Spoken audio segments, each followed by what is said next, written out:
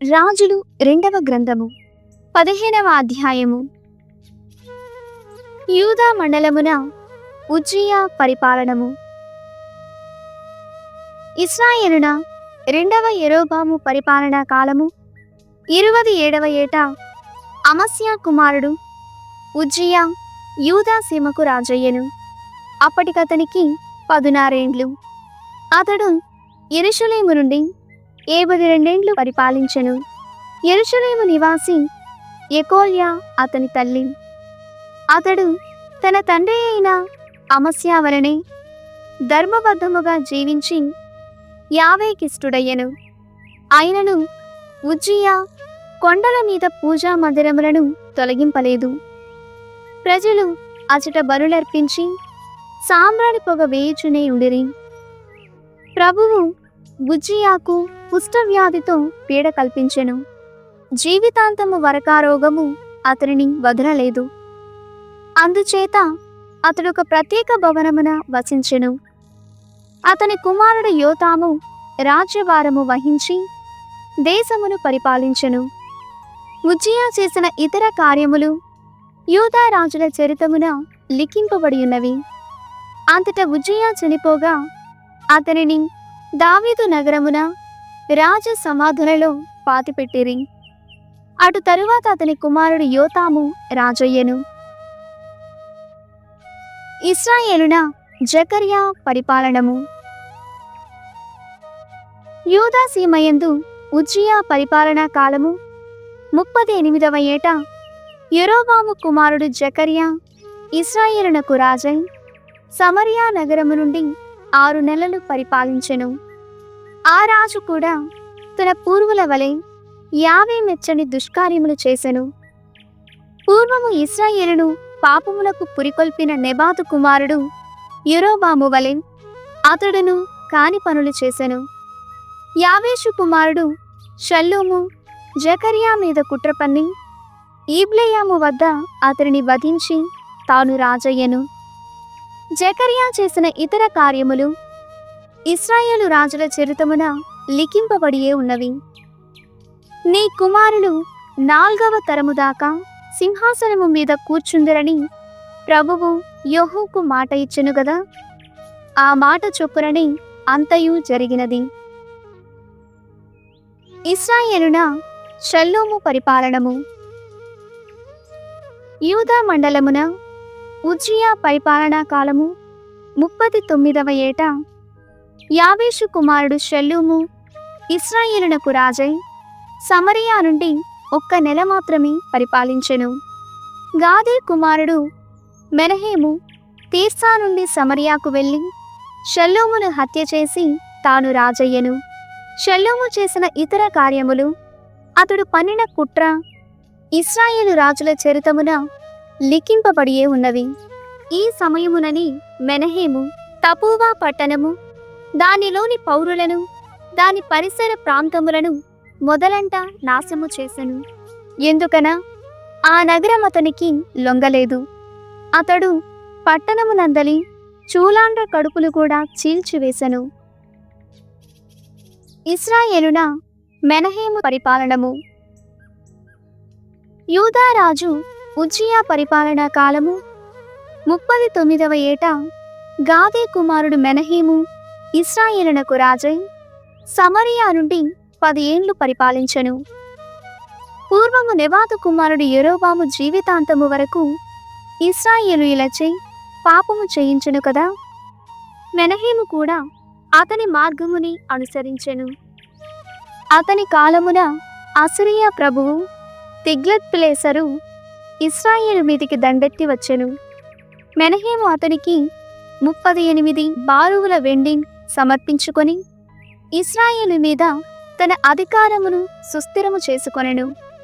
అతడా సొమ్ము కొరకై తన దేశమునందరి ధనవంతులందరూ ఒక్కొక్కరు 70 వెండి నాణెములు చెల్లించినట్లు నిర్బంధము చేసెను. తిగ్లత్పిలేసరు ఆ సొమ్ము పుచ్చుకొని తన దేశమునకు వెడలిపోయెను. మెనహేము చేసిన ఇతర కార్యములు ఇశ్రాయేలు రాజుల చరితమున లిఖింపబడియే ఉన్నవి. మెనహేము చనిపోగా అతని కుమారుడు పెకహియా రాజయ్యెను. ఇశ్రాయేలున పెకహ్యా పరిపాలనము. యూదా రాజు ఉజ్జియా పరిపాలనా కాలము 70వ ఏట మెనహేము కుమారుడు పెకహ్యా ఇశ్రాయేలునకు రాజై సమరియా నుండి 2 ఏండ్లు పరిపాలించెను. ఇశ్రాయేలును పాపమునకు పురికొల్పిన నెబాతు కుమారుడు యెరోబాము వలె ఇతడును యావే వల్లని దుష్కార్యములు చేసెను. పెకహ్యా సైనికోద్యోగియు రెమల్యా కుమారుడు పెక 70 మంది గిలాదీయులతో కలిసి రాజుపై కుట్ర పన్ని అతనిని సమరియా యందలి రాజసౌధపు అంతర్భాగమున హత్య చేసెను. పెకహ్యా చేసిన ఇతర కార్యములు ఇశ్రాయేలు రాజుల చరితమున లిఖింపబడియే ఉన్నవి. ఇశ్రాయేలున పెక పరిపాలనము. యూదా సీమలో ఉజ్జియా పరిపాలనా కాలము 72వ ఏట రెమల్యా కుమారుడు పెక ఇశ్రాయేలునకు రాజై సమరియా నుండి 20 ఏండ్లు పరిపాలించెను. ఇతడును ఇశ్రాయేలును పాపమునకు పురికొల్పిన నెబాతు కుమారుడు యెరోబాము వలె యావే వల్లని దుష్కార్యములు చేసెను. పెక పరిపాలనా కాలముననే అసిరియా ప్రభువు తిగ్లత్పిలేసరు దండెత్తి వచ్చి ఇయోను, ఆబెల్బెత్ మాకా, యనోవా, కేడేషు, హాసోరు నగరములను, గిలాదు, గలిలి, నఫ్తాలి సీమలను జయించి ఇశ్రాయేలీయులను అసిరియాకు బందీలుగా కొనిపోయెను. యూదా మండలమున ఉజ్జియా కుమారుడు యోతాము పరిపాలనా కాలము 20వ ఏట ఏలా కుమారుడు హోషేయ పెక మీద కుట్ర పన్ని అతనిని హత్య చేసి తాను రాజయ్యెను. పెక చేసిన ఇతర కార్యములు ఇశ్రాయేలు చరితమున లిఖింపబడియే ఉన్నవి. యూదా సీమలో యోతాము పరిపాలనము. ఇశ్రాయేలున రెమల్యా కుమారుడు పెక పరిపాలనా కాలము 2వ ఏట ఉజ్జియా కుమారుడు యోతాము తన 25వ ఏట యూదాకు రాజయ్యెను. అతడు యెరూషలేము నుండి 16 ఏండ్లు పరిపాలించెను.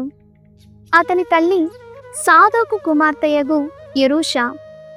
అతడు తన తండ్రి ఉజ్జియా వలె ధర్మబద్ధముగా జీవించి యావేకిష్టుడయ్యెను. అయినను అతడు కొండల మీది పూజా మందిరములను పడగొట్టింపలేదు. ప్రజలసట బలులర్పించి సాంబ్రాణి పొగ వేయుచునే ఉండిరి. దేవాలయపు ఉత్తర ద్వారమును నిర్మించినది ఈ యోతామే. యోతాము చేసిన ఇతర కార్యములు యూదా రాజుల చరితమున లిఖింపబడియే ఉన్నవి. అతడు రాజుగానున్న కాలమున ప్రభువు ప్రోత్సాహముపై సిరియా రాజగు రెసీను, ఇశ్రాయేలు రాజు పెక మొట్టమొదటిసారిగా యూదా మీదికి దండెత్తి వచ్చిరి. యోతాము చనిపోగా దావీదు నగరమున రాజ సమాధులలో పాతిపెట్టిరి. అతని అనంతరము అతని కుమారుడు ఆహాసు రాజయ్యను. యోనా గ్రంథము 1వ అధ్యాయము. యోనా ప్రభువు మాట మీరుట. ప్రభువు వాణి అమిత్తయి కుమారుడు యోనాకు ప్రత్యక్షమై అతనితో, నీవా పెద్ద నగరమైన నినీవేకు వెళ్ళి దానిని మందలింపుము, ఆ నగర ప్రజల దౌష్ట్యము నాకు తెలిసినదని చెప్పుము అని పలికెను. కాని యోనా ప్రభువు చెంత నుండి తప్పించుకొని పోయి తర్షీషు చేరుకోనించెను. అతడు యొప్పాకు వెళ్ళగా అచట ఒక ఓడ తర్షీషు వెళ్ళుటకు సిద్ధముగా నుండెను. అతడు సొమ్ము చెల్లించి ఆ నావలో నెక్కెను. ప్రయాణీకులతో పాటు తర్షీషు చేరుకొని ప్రభువు చెంత నుండి తప్పించుకోవచ్చునని అతని తలపు. కాని ప్రభువు సముద్రముపై గొప్ప తుఫానును రేపెను. ఆ పెనుగాలి తాకిడికి ఓడ బ్రద్దలగునట్లుండెను. నావికులు భయపడి ఒక్కొక్కడు తన దేవునికి ప్రార్థన చేసిరి. ఓడ బరువు తగ్గించుటకు దానిలోని సరుకులను సముద్రమున పడవేసిరి. యోనా మాత్రము ఓడ క్రింది భాగమునకు పోయి పడుకొని మైమరచి నిద్రించుచుండెను. ఓడ అధిపతి అతనిని చూచి, ఓయి, నీవు నిద్రించుచున్నావేమి? లేచి నీ దేవునికి ప్రార్థన చేయుము.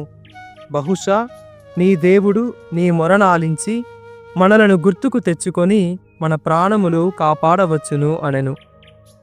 నావికులు మనము చీట్లు వేసి ఈ దురదృష్టమునకు కారకులెవరో తెలుసుకొందమనుకొనిరి. వారు చీట్లు వేయగా యోనా పేరు వచ్చెను. కావున వారతనిని చూచి, ఓయి, ఈ దురదృష్టము మా మీదికి ఎవరి వలన వచ్చినదో చెప్పుము. నీవు ఇచ్చటేమి చేయుచున్నావు? ఎచ్చటి నుండి వచ్చుచున్నావు? నీ దేశమేది, జాతి ఏది అని ప్రశ్నించిరి. అతడు, నేను హీబ్రూ జాతివాడను, స్వర్గాధిపతి అయిన దేవుని పూజించువాడను. సముద్రమును భూమిని ఆ ప్రభువే చేసెనని చెప్పెను. అతడు దేవుని సన్నిధి నుండి పారిపోవుచున్నాడని నావికులు గ్రహించిరి. అతడే వారికా సంగతి చెప్పెను. కనుక వారు మిక్కిలి భయపడి, నీవెంత పని చేసితివి అనిరి. క్షణక్షణము తుఫాను పెరిగిపోవుచుండెను. కనుక వారు, సముద్రము శాంతించుటకు మేము నిన్నేమి చేయవలెనో చెప్పుమనిరి. యోనా, మీరు నన్ను సముద్రమున పడవేసినచో అది శాంతించెను. నా మూలముననే ఈ పెను తుఫాను పట్టుకొనినది అనెను. అయినను నావికులు ఓడను ఒడ్డుకు చేర్పగోరి కష్టముతో తెడ్లు వేసిరి. కాని తుఫాను ఇంకను అధికమగుచుండుటచే వారి ప్రయత్నము నెగ్గలేదు. కనుక వారు ప్రభువును ఉద్దేశించి, ప్రభూ, మేమితని ప్రాణములు తీసినందుకు నీవు మమ్ము నాశనము చేయవలదు. మేము నిర్దోషిని చంపితిమని మా మీద నేరము మోపవలదు. నీవు నీ ఇష్టము వచ్చిన రీతిని ఈ కార్యము చేసితివి. ఇది నీ చేయుదమని ప్రార్థించిరి. ఆ పిమ్మట యోనాను ఎత్తి సముద్రములో పడవేసిరి. అది వెంటనే శాంతించెను.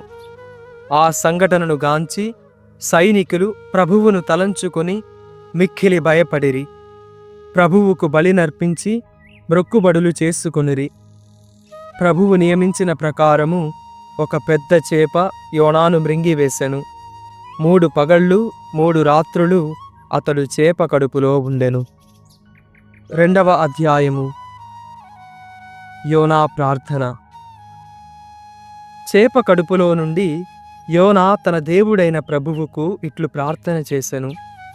ప్రభూ, నా ఆపదలో నేను నీకు మొరపెట్టగా నీవు నా గోడు వింటివి. నేను పాతాళలోకము నుండి నీకు ప్రార్థన చేయగా నీవు నా వేడుకోలును అంగీకరించితివి. నీవు నన్ను కడలిలోనికి విసిరివేసితివి, సముద్ర గర్భమున పడవేసితివి.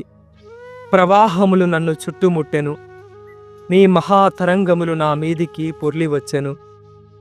నీవు నన్ను నీ సమక్షము నుండి బహిష్కరించితివని నీ పవిత్ర మందిరమును నేను మరలా కంటితో చూడనని నేను తలంచితిని. జలములు నా గొంతు వరకు వచ్చి నన్ను ముంచివేసెను. సముద్రము నన్ను మృంగివేసెను.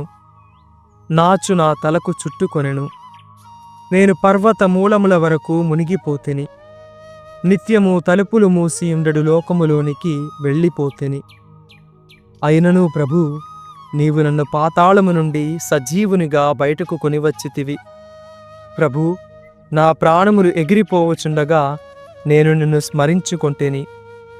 నా మొర నీ పవిత్ర మందిరమున నిన్ను చేరెను. నిరర్ధకములైన విగ్రహములను కొల్చువారు నీ ఎడల భక్తితో మెలగజాలరు.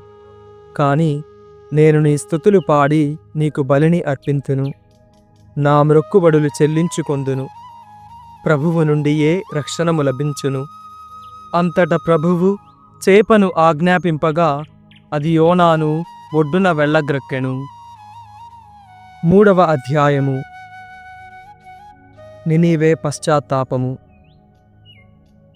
ప్రభువు వాణి 2వ మారు యోనాకు ప్రత్యక్షమై, నీవు ఆ పెద్ద నగరమైన నినీవేకు వెళ్ళి నేను నీతో చెప్పిన సందేశమును ఆ నగర ప్రజలకు బోధింపుమని చెప్పెను. యోనా ప్రభువు ఆజ్ఞ శిరసావహించి నినీవేకు వెళ్ళెను. ఆ పట్టణము చాలా పెద్దది. దానిని దాటిపోవుటకు 3 నాళ్లు పట్టును. అతడు నగరమున ప్రవేశించి ఒక్కరోజు ప్రయాణము చేసి 40 దినములు ముగియగానే నినీవే నాశనమగునని ప్రకటించెను. నినీవే పౌరులు దేవుని మాట నమ్మిరి. వారు ప్రజలెల్లరూ ఉపవాసము చేయవలనని ప్రకటించిరి. అధికుల నుండి అల్పుల వరకు అందరూ గోనె ధరించిరి. ఆ వార్త విని నినీవే రాజు సింహాసనము దిగి తన ఉడుపులు తొలగించి గోనె తాల్చి బూడిదపై కూర్చుండెను. అతడు నినీవే నగరమందంతటా ఇట్లు చాటించెను: ఇది రాజు అతని అధికారులు జారీ చేసిన ఆజ్ఞ. నరులు, పశువులు, ఎడ్ల మందలు, గొర్రెల మందలు ఏమీ తినరాదు. ఎవరూ ఏమీ తినరాదు, త్రాగరాదు. నరులు, పశువులు కూడా గోనె తాల్పవలెను. ఎల్లరూ నిండు మనస్సుతో మొరపెట్టవలెను. అందరూ తమ దుష్టవర్తనము మార్చుకొని తమ దుష్కార్యములు విరమించుకోవలెను. ఒకవేళ దేవుడు మనస్సు మార్చుకొని జాలి చెంది తన ఉగ్రకోపము ఉపసంహరించుకోవచ్చును. మనము చావు తప్పించుకోవచ్చును. దేవుడు ఆ ప్రజలు చేసిన కార్యములు చూచెను. వారు తమ దుష్కార్యములు విడనాడిరని తెలుసుకొనెను. వారి మీద జాలి చెంది పూర్వము తాను నుడివినట్లు వారిని శిక్షింపడయ్యను. 4వ అధ్యాయము. యోనా ఆగ్రహము, ప్రభువు కరుణ. ఇది అంతయు చూచి యోనా మిగుల మనస్సు నొచ్చుకొని ఆగ్రహము చెందెను. అతడు ఇట్లు ప్రార్థించెను: ప్రభూ, నేను మా ఇంటి వద్ద ఉన్నప్పుడే నీవిట్లు చేయుదువని చెప్పలేదా? కావుననే నేను తప్పించుకొని తర్షీషుకు వెళ్ళిపోతిని. నీవు దయా నెనరు గల దేవుడవు, సులభముగా కోపించువాడవు కావు, మిక్కిలి కరుణ కలవాడవు. నీ మనస్సు మార్చుకొని జనులను శిక్షింపక వదిలివేయుదువు. ప్రభూ, ఇప్పుడు నీవు నా ప్రాణములు తీసుకొనుము. నేను బ్రతికి ఉండుట కంటే చచ్చుటయే మేలు. ప్రభువు అతనితో, నీవిట్లు కోపించుట తగునా అనెను. యోనా నగరము నుండి వెడలిపోయి తూర్పు ప్రక్కకు వెళ్ళి అచట కూర్చుండెను. అచట ఒక గుడిసె వేసుకొని దాని నీడలో కూర్చుండి నగరముకు ఏమి జరుగునో చూతమని వేచియుండెను. యోనా తలకు నీడనిచ్చి అతనికి ఉపశాంతిని దయచేయుటకు దేవుడైన ప్రభువు అతని చెంత ఒక సొరపాదు పెరుగునట్లు చేసెను. యోనా దానిని చూచి మిగుల సంతోషించెను. కాని మరునాటి వేకువనే దేవుడు ఒక పురుగును ఏర్పరుపగా అది ఆ పాదును తొలచగా అది చచ్చెను. సూర్యుడు ఉదయించిన పిదప దేవుడు తూర్పు నుండి వేడిగాలి తోలించెను. సూర్యతాపముకు తాళజాలక యోనా సొమ్మసిల్లి పడిపోవునట్లుండెను. అతడు ప్రాణములు విడువగోరెను. నేను బ్రతుకుట కంటే చచ్చుటయే మేలని పల్కెను. దేవుడు యోనాతో, నీవా సొరపాదు పోయినందుకు ఇంతగా కోపించుట తగునా అని అనెను. అతడు, నేను కోపించుట న్యాయమే, నేను చనిపోవునంతగా కోపింతునని బదులు చెప్పెను. అప్పుడు ప్రభువు అతనితో, ఈ సొరపాదు ఒక రేయి పెరిగి ఒక రేయి చచ్చినది. నీవు దాని కొరకు ఎట్టి కష్టము చేయలేదు, దానిని పెంచలేదు. అయినను అది పోయినందుకు ఇంతగా చింతించుచున్నావు. మరి నేను ఆ పెద్ద నగరమైన నినీవే మీద జాలి చూపవలదా? దానిలో అభమూ శుభమూ తెలియని వారు 120,000 కంటే ఎక్కువ మంది ఉన్నారు. ఇంకను ఎక్కువ పశువులు కలవు అనెను. 138వ కీర్తన. స్తుతి గీతము.